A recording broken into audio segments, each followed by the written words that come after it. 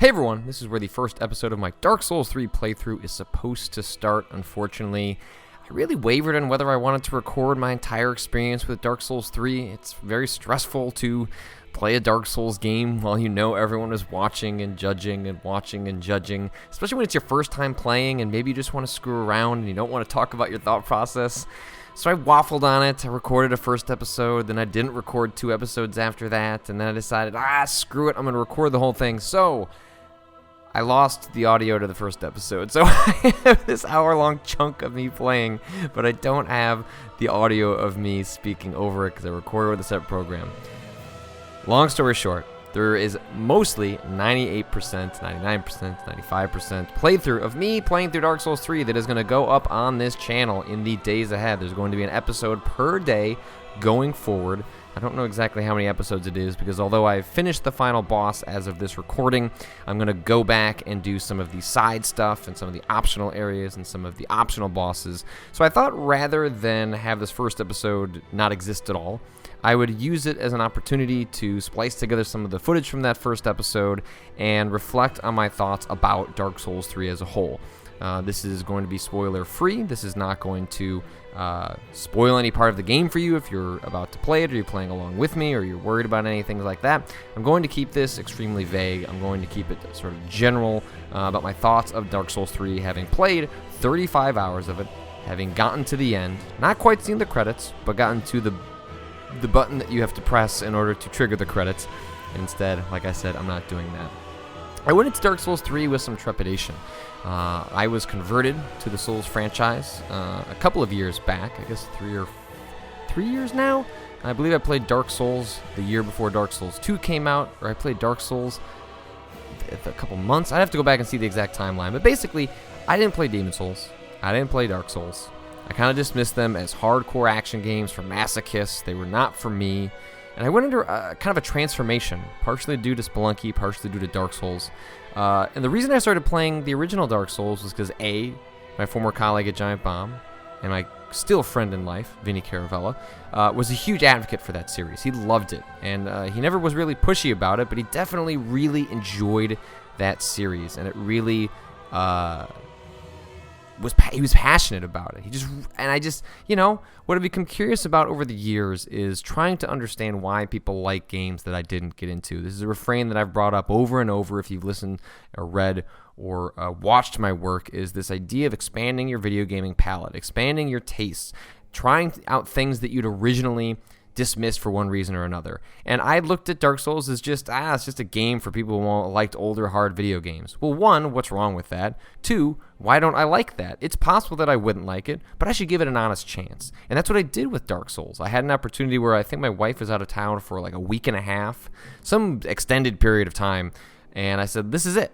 I'm going to learn Dark Souls. I'm going to play Dark Souls. And I ended up streaming like the vast majority of that playthrough, and it was a tremendous amount of fun. And what I learned in that experience was that there was so much more to this series. There was so much more to the experience of playing it, and it became one of the most satisfying experiences I've ever had. Dark Souls 1 immediately rocketed up to one of my top favorite games of all time. We're talking Mega Man 2. We're talking Deus Ex. We're talking games that have defined what I think are interesting about video games, and Dark Souls immediately went right up into that upper echelon. I haven't thought about how that all sort of like ranks out. I would have to play through Dark Souls again to kind of get a sense of that, and things are kind of weird because Deus Ex was so long ago, and that genre specifically has gotten so much better, blah, blah, blah. Anyway, it floored me. It was a revelation, and I have been insatiable for games like it ever since. And Spelunky and Dark Souls scratched at the same itch. And it was interesting to have played Dark Souls right before Dark Souls 2 came out, because I think I had just such whiplash when Dark Souls 2 came around. And I know Dark Souls 2 has its fans. I know people enjoy Dark Souls 2. And you know what? Dark Souls 2, working off the foundation of Dark Souls and Demon Souls, is better than 95% of the games I play normally, because that foundation is so strong. But I found Dark Souls 2 to be ultimately kind of a hollow experience. It felt like a perfunctory sequel, going through the motions, and I disagreed with some of the design decisions they made for like fundamental elements of Souls, which I consider to be the boss fights. In Dark Souls 2, you were commonly fighting against one boss who was just kind of duplicated. So you're just fighting a clone of him at the same time. There was nothing interesting about the fact that you're fighting two enemies at once. You know, in the original Dark Souls, the reason that ONS is a fascinating boss battle is because you have a big lumbering giant and a fast, speedy knight. Like, there's a dynamic that is different between the two enemies, which is why it's allowed to get away with that, and I didn't find it frustrating to deal with, or it was frustrating, but I beat it in 2 times, so I guess not that frustrating, but you get what I'm saying, right? Whereas in Dark Souls 2, I found constantly it was just like, well, one enemy we made wouldn't be that interesting. What if you just made 2 or 3 of them? And that felt like that played out all the time. There were way too many bosses, not very few of them were memorable, and although I enjoyed the act of playing Dark Souls 2, I really couldn't tell you very much about it, and I've played through that game twice because I worked through it again under Scholar of the First Sin as I wanted to get to the DLC for Dark Souls 2 because I had heard that the development team had learned a lot of lessons about what didn't work in Dark Souls 2 and applied them to the DLC. Unfortunately, I haven't had a chance to make it through all that DLC, but I came out of Dark Souls 2 a little bit worried. I know that Hidetaka Miyazaki, the lead designer behind Dark Souls, Demon Souls, he wasn't as involved chiefly in Dark Souls 2. But still, I was like, oh no, like was Demon Souls to Dark Souls kind of a fluke? And then Bloodborne comes along. And Bloodborne was just like this shot to the arm for that idea, that core, that DNA that fueled Dark Souls and Demon Souls, and to a lesser extent Dark Souls 2. But that foundation was still there. That's why that part of Dark Souls 2 was still enjoyable and why it still scratched an itch. But Bloodborne just, oh man, what it did to that formula was just like, if you came from it from a Souls perspective, you already knew kind of what you're in for, but you had to play the game differently. It was offense versus defense. It was just, man, I loved Bloodborne. I really, really loved Bloodborne. And it made me realize that there is more to this. This formula has not been tapped out. Maybe you have to come at it from different angles. Maybe the development team working on Dark Souls 2, from what we understand, was a second development team that was a little more novice, a little greener. And maybe that's part of why Dark Souls 2 suffered. They had to get, stand up with Dark Souls 2, prove they could make a Dark Souls game, and then do something unique after that. And Bloodborne made me realize, one, that Hidetaka Miyazaki's involvement is probably more important than a lot of other factors. I don't know if he's quite a Miyamoto. It's hard to know exactly what level of involvement is happening there and what it means to be a lead designer. But he seems like an auteur. He seems like someone who's very hands-on in there, leads the vision of these games. And so when I found out he was involved in Dark Souls 3, it really did make me excited. It was something that I was looking forward to because it seems like, they could be lying to me. They could be saying Miyazaki's deeply involved, but he's not. But by saying he's involved, I'm going to give it a little more credence. I'm going to be a little more excited because the man has, batted 1,000 between Demon Souls, Dark Souls, and Bloodborne. And so Dark Souls 3 arrives, and I have now, like I said, finished it. I have played it for 35 hours. Trucked through it in the last 2.5 weeks or so in time for the game's release, so I can give you a sense of perspective on having gone through that whole experience, give a holistic view of Dark Souls 3. And if you didn't like Dark Souls 2, if you're in my camp, then I think you are going to be very happy with Dark Souls 3. Do I think it is the sort of evolutionary or revolutionary leap, depending on how you want to define those terms, that was Demon Souls to Dark Souls or Dark Souls to Bloodborne? Absolutely not. In fact, it's kind of a hybrid of Dark Souls and Bloodborne. It's much faster than Dark Souls, but not quite as fast as Bloodborne. It's I think it allows players to open up their style of play. Like if you're coming from Bloodborne, going to Dark Souls 3 is not a huge amount of whiplash because you're going to be able to bring over some of your tactics, some of that play style into Dark Souls 3. And if you didn't play Bloodborne, and you've only played the Dark Souls series, this is just going to feel like a faster Dark Souls. You're still going to be able to tank. You're still going to be able to adopt the styles of play that you've done in previous games. But what I found interesting was because I went Dark Souls, Dark Souls 2, Demon Souls, Bloodborne, Dark Souls 3, and with Bloodborne being the last one I played, especially the DLC that came out not too long ago, I'm just used to being more on the offense. I'm used to two-handing a weapon. I'm used to dodging instead of blocking. And so I brought a lot of that to my Dark Souls 3 character, which ultimately by the end of the game, I miscalculated in rolling a character that used Faith, thinking that I might want to use Faith spells, but really what I should have invested in was a character who did Pyromancy, or who did, I'm totally blanking on the other stat that involves magic. But basically, I wanted to do offensive magic, and instead I invested in a skill tree that largely focuses, at least initially, on defensive magic, and so I ended up wasting, 8, 10 upgrade points into a skill that really didn't help me very much. But, rather here nor there. I guess what I'm saying is, if you remove that part of it, my character was someone who moved around a lot, who dodged a lot, who shot with arrows, who went from one-handed to two-handed, to one-handed with a shield. Like, I just did a lot more things with my character that is a direct result of my experience with Bloodborne. And to kind of hit on a couple of points that I think longtime Dark Souls fans are going to be concerned about with Dark Souls 3, it is a much more interconnected world.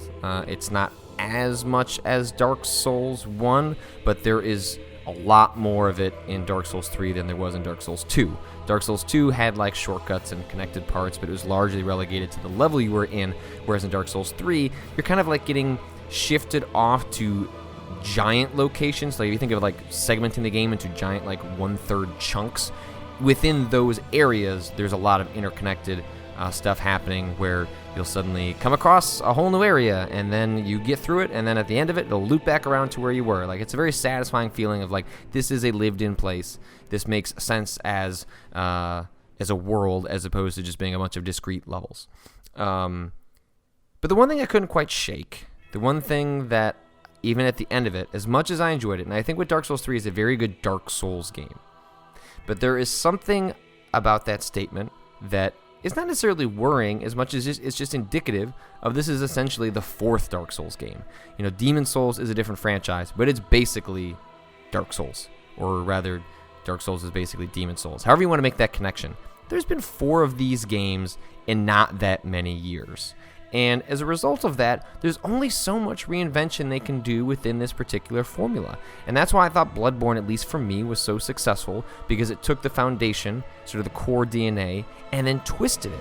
And whereas with Dark Souls 3, they kind of bend it and creak it to try and do something a little bit more with it, at the end of the day, it's Dark Souls. And really, that kind of still is enough for me, but Bloodborne kind of... it alters my thinking on it. It shows me there's so much more that's possible with what they've established with the Souls games that they have done with Bloodborne that they could do in different settings with different approaches to the gameplay, different tweaks. And so I really enjoyed Dark Souls 3 from start to finish. It's gorgeous. It benefits so much from being on new hardware. It was phenomenal playing on the PC, where I was largely playing at 60 frames a second. One thing to note, later in this playthrough, there are going to be a couple of sections that grind to single frames, basically. Giant performance hits. There's been a patch since that fixes that in basically every area that I tested. I'll make sure and put notations on those videos, but those are not going to be indicative of the product that's shipped, especially if you're playing on PC. From Software seems to have shipped the most stable, best PC version yet. I've seen some reports online as of this recording that there are crash issues. Hopefully that will get fixed soon. But my experience was really good. No crashes, ran fast, had a couple of bad spots. Those were fixed in a patch that came out before release. But the fact that this is, if we just call it kind of Dark Souls 4, if we want to consider that sort of like canonically in the design through line, the formula's getting a little stale. The setting's getting a little stale. And I think they do their best to wring as much out of it this time around. I don't know what else they could do. I'd, of course, love to see it. If they announced Dark Souls 4 tomorrow, I would be there day one. I would play that video game. I would not have a problem with it. Because I've said it in the past that I feel like the Souls games have become my Call of Duty. And there are advantages and disadvantages to that. The advantage of saying it's your Call of Duty or your Madden is that you get a new one every year. The problem is that it's very difficult for franchises to maintain the level of quality on a year-over-year basis. And the question is whether are we willing, as fans, willing to accept slightly lesser quality games at a faster pace, or wait longer amounts of time for more thoughtful versions of those games. Not to say this isn't thoughtful. I'm trying to parse the right words for this, but to say if the kinds of leaps you get from a game that's in development for 3 or 4 years is different than the kind of game you get that's been in development for 2 years. As talented as From Software is, they are ultimately running up against the clock. They ultimately have to limit their scope and ambition because they have to put something out in 2 years. And I worry about the long-term survival of Dark Souls if they choose to continue going forward, if they choose to put out another one of these in 2 years. I don't know if that's the case. They have signaled that they're going to move on and do different types of settings, different types of approaches, but still in the Dark Souls vein, and I think that's the right way going forward. But Dark Souls 3, what I've loved about the best moments of this game, and I wrote about this in review, and I want to reiterate it here, you can read my full review over at Kotaku, is that a couple of times, and a handful of times is all it takes, this game has had me screaming. This game has had me near tears. This game has had me stomping on the floor. It's had me silently screaming into the night, so excited and so angry. There's a specific boss battle towards the end of the game, and I'm not going to go into what it is, what the context is, what happens, but one of the things that's key to this boss battle is that the movesets seem infinite. Usually when you play a Dark Souls boss battle, you're kind of only worrying about, a handful of moves that you kind of wrap your head around. This one, it seems like they never end. It seems like they're always changing. You can never prepare. And to get to that boss, you got to climb this little mountain area over and over. So you spawn at the bonfire, you climb up the mountain, you enter the fog door, and you try again. And when I walked into this boss, it destroyed me over and over and over again. And you're going to know which one I'm talking about when we get there in about a month. It's going to take a while to get to that point. But I'd walk into that arena, and slowly but surely, I'd figure out one of the moves. I'd figure out another one of the moves. And then I'd get killed as soon as I walked in. I'd make a mistake. I'd screw it up again. I'd get frustrated. I'd feel setbacks. But then I'd get one encounter where everything just kind of clicks. And I get deeper. I stay alive longer. And then another one comes around. And I get him within an inch of his life. 2 hits away, and I die. In what other game do you think you've achieved victory in death? Dark Souls is the only game I can think of that makes me want to cheer when I die. And not because it's funny, not because it's goofy, not because it's tragic, but because I've learned something. And I'm excited to get into that match again. Go up against that enemy. Because I know this time, this is going to be it. Okay, it's probably not going to be this time. But next time, it's going to be it. There's a confidence that comes from failure. And it's not for everyone. If you don't like Dark Souls before, I don't think Dark Souls 3 is going to change anything. And I think it's possible that you might like Bloodborne and not like Dark Souls. But there's no feeling like when you get that final hit, when the boss goes down, the souls go into the corner and they are now yours. Victory is achieved. With this boss, and this happened a couple of times in the game, my hands were shaking. My palms were sweaty. Basic motor skills were being lost. You know that phenomenon when you sort of like say the same word over and over again, like road, road, like the joke from Tommy Boy? Where suddenly a word that you said a million times stops making sense. This happened to me in Dark Souls 3, in which I actually couldn't grip the controller the right way anymore. I was screwing up basic mechanics of wrapping my hand around a controller in which I am paid to play on a daily basis, and I couldn't do it. And I'd look at my fingers, and I'd be like, just grip it the way you've been gripping it for the last 30 hours. And I couldn't do it, because Dark Souls had gotten under my skin in that way. And that's not going to be fun for everyone, but it's fun for me. It's exhilarating for me. Dark Souls makes me feel alive in a way other video games don't. And I love all sorts of other video games. I get tons of other emotions out of video games. But from Dark Souls, I'm not there for the lore. I think the lore is okay. The setting's fine. I'm there for the sense of accomplishment. And if you enjoy that, you're going to get that out of Dark Souls 3. If you're a pyromancer, I think you might be able to steamroll a lot of this game. If you're a knight, I think you're going to be able to steamroll a lot of this game. But it's not easy. And there are moments in Dark Souls 3 where there are bosses that are put in front of you that even if you've been kind of just rolling through the rest of the game, partially because you're so experienced in the Souls games, maybe because you picked a build that just is a little bit easier to get through the game with, these are brick walls. These bosses are going to kill you immediately unless you get to understand what they're trying to teach you. And it's not a trick, unless you consider a trick to be understanding the underlying mechanics that are driving why a boss is scary and intimidating and whooping you every single time you walk in. And when you get those moments, when you find those tricks where a boss goes from someone you dread to someone you cackle at because you're going to walk in and you know you're going to beat them, and you're not just going to beat them, you're going to whoop them, that is satisfying. And Dark Souls 3 has that. It's what I look for. It's what plants crave. It's what I crave. And Dark Souls 3 has it. And, small aside, if you've been looking for the Souls series to kind of nod at one another, this is a game that does some nodding. And I won't say anything more than that. Everything should be experienced on its own. And I don't want to get into any sort of spoilers, but there were a couple of moments in this game where my jaw dropped. I literally said, "Oh my God," and it's a beautiful thing. Dark Souls 3 is a great game. I think it's a great Dark Souls game. I don't think it's revelatory in the way previous Souls games has been. That doesn't make it a bad thing, but it is interesting in the context of the series, the arc of its design, and where it's going in the future. Like I said, I'd be totally into a Dark Souls 4. You give me that tomorrow, I will boot it up, I will play it. I would be a little exhausted because I've already put 35 hours in Dark Souls 3, and I'd be like, come on, man, give me a break. But I can play these games to the end of time because they make me so incredibly happy.